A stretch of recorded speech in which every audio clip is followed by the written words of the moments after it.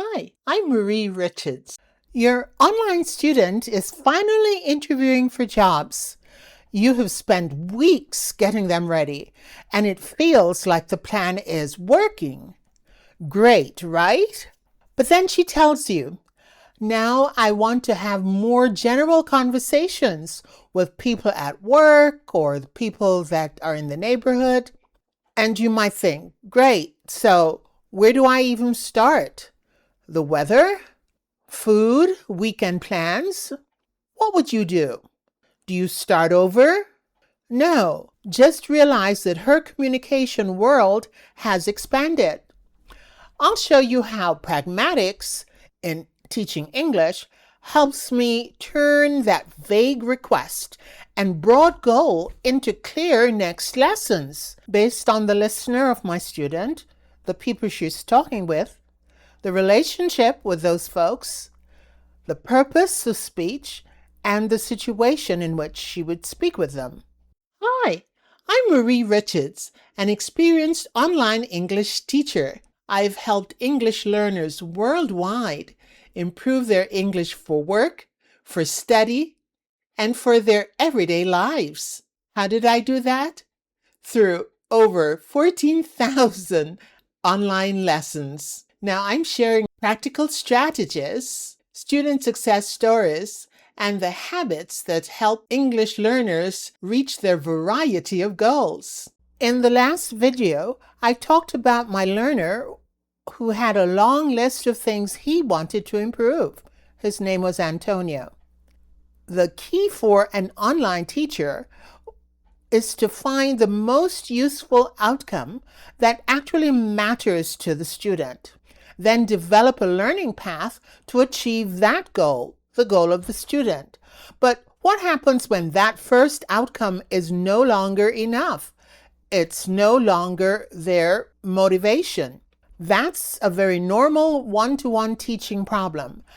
And that's what we're looking at today in this video. I will call this learner Paula. When she moved to California from overseas, she had immediate English needs.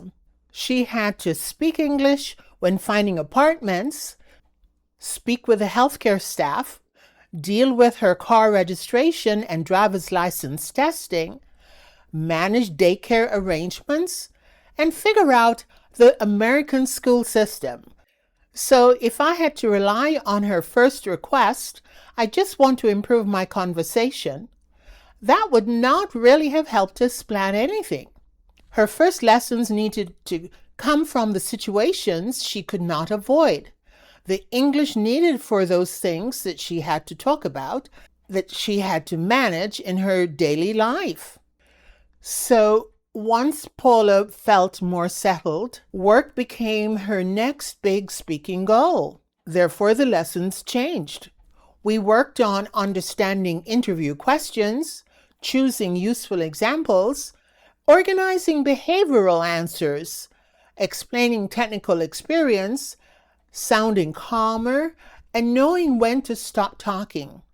That was not general English.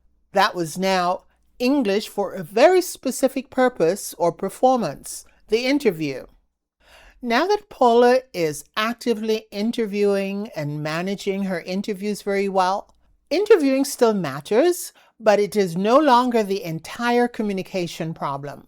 She now wants more natural everyday conversations with her neighbors, with parents of other students, with teachers, daycare staff, and families at her children's activities. The old goal did not fail. Her life just moved forward. Now, at this point, it would be very easy to start building unrelated lessons about weather and travel, work and different types of ethnic food, swimming equipment, supermarkets, hair salons, and school activities. Those topics might fill several online teaching hours, but a list of topics is not a learning path.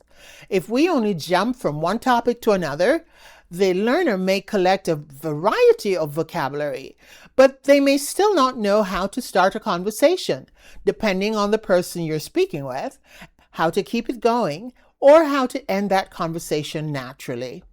As an online English teacher, instead of asking only, "What might Paula want to talk about?" I needed to ask better questions. For example, who is she talking to? How well does she know that person? What does she want the interaction to achieve? What is happening in that moment of the conversation? You see, pragmatics helps us teach learners how to make language choices that fit the person, the relationship, the purpose, and the moment. That is where pragmatics gives the teacher a path.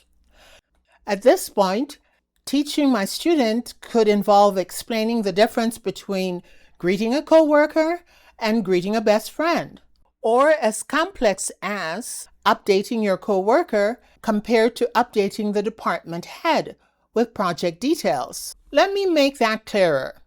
Imagine Paula wants to ask about the child's swimming activity. The topic is the same, but the language she chooses may change depending on who she is talking to and what the situation requires. With a familiar neighbor, she might say, "Are your kids still doing swimming on Saturdays?" With a parent she has just met at the swimming club, she might say, "Hi, this is my daughter's first time at the swim club. What about your child? Is this your child's first session too?" Or she might add, "Do you know what equipment they need?" And with a teacher or staff member, she might say, "Excuse me, could I ask what equipment the children need for Saturday's session?" It's the same topic, similar grammar, but notice what changes. The opening changes, how direct she is, how much personal information she shares, what follow-up questions or comments make sense, and the way she closes the conversation. This is where pragmatic competence comes in teaching. As ESL teachers, we know that adult learners are not only learning grammar and vocabulary, they're learning how to express what they mean and understand what other people mean in ways that fit a particular relationship, purpose, and situation in the community where they are speaking. In simple terms, pragmatic competence is knowing what to say, how to say it, when to say it, and to whom to speak. Let's make that concrete. What are the characteristics of each interaction across 3 different relationships? Paula wants to ask about her child's swimming activity.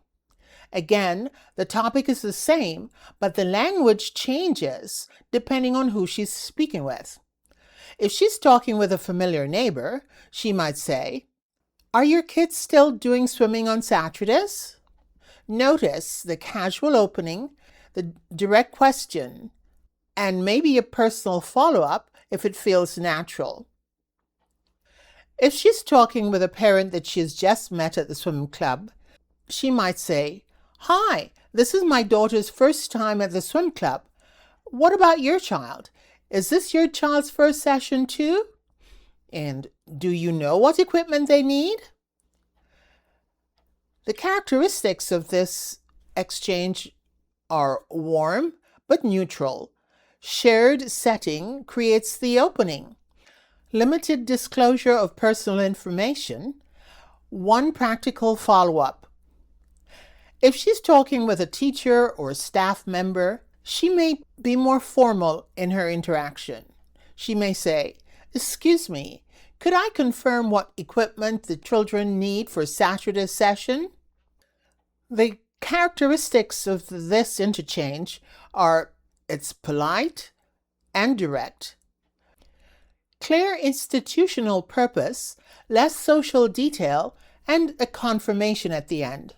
So again, the topic is the same, similar grammar, but when teaching pragmatics, the student should notice what changes with the opening, how direct she is, how personal she becomes, what follow-up makes sense, and how she ends the conversation, how she closes. Now, this is important. We're not teaching one perfect American conversation script. People are different. Communities are different. Workplaces are different. Each two parents at the same school may have very different communication styles.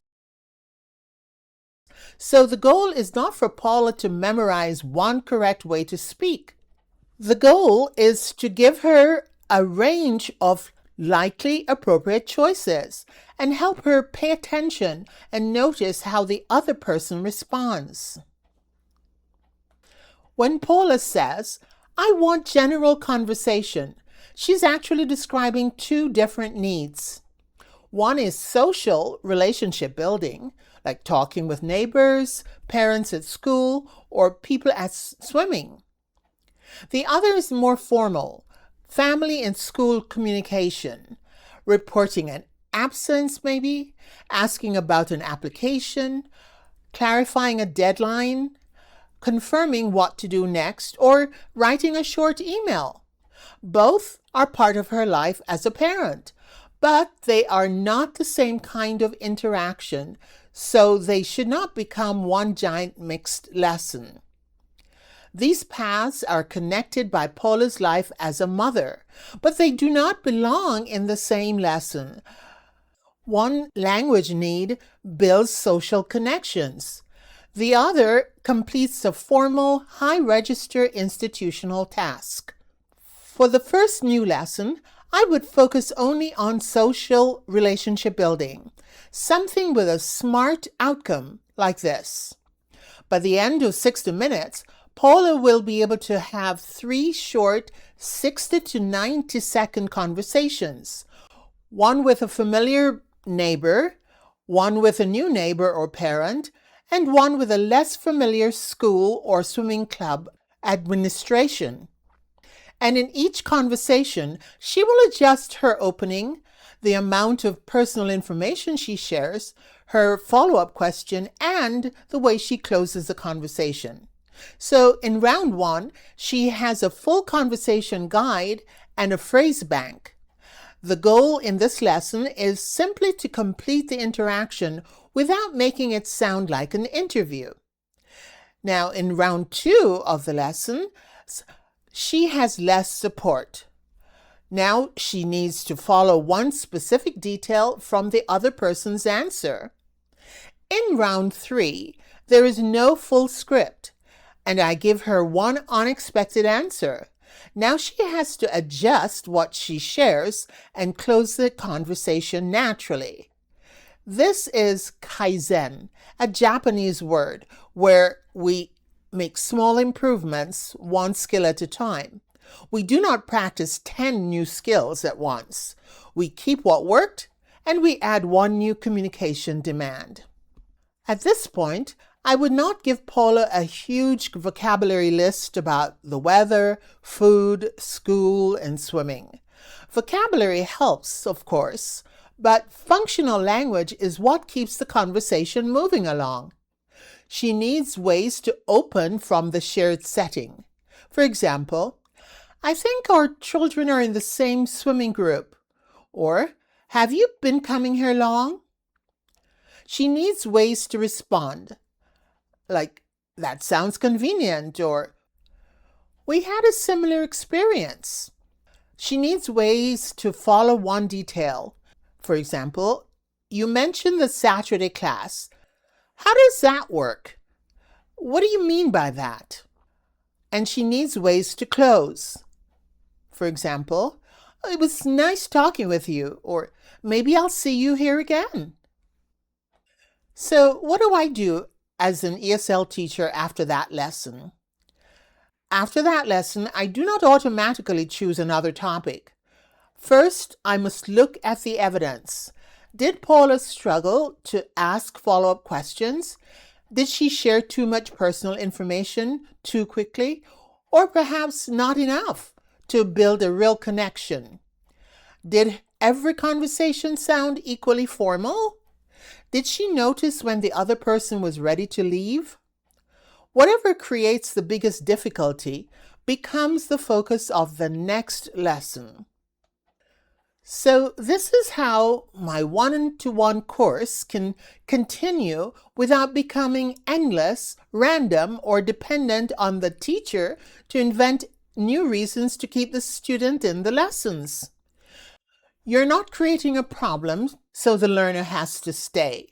You're helping the learner to notice the next communication challenge that naturally appears as their life changes.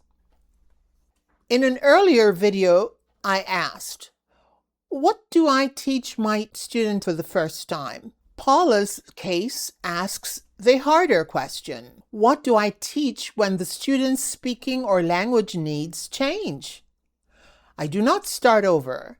I don't throw out the plan. I look at the learner's new roles, their new relationships, listeners, and purposes. That is where the next lesson begins. So, has one of your students ever changed their goals? What changed in the learner's life? And how did you address that change in your teaching? Leave your comments below. And if you've benefited in any way from this video, go ahead and leave a like, subscribe to see more videos in the series, share with your colleagues.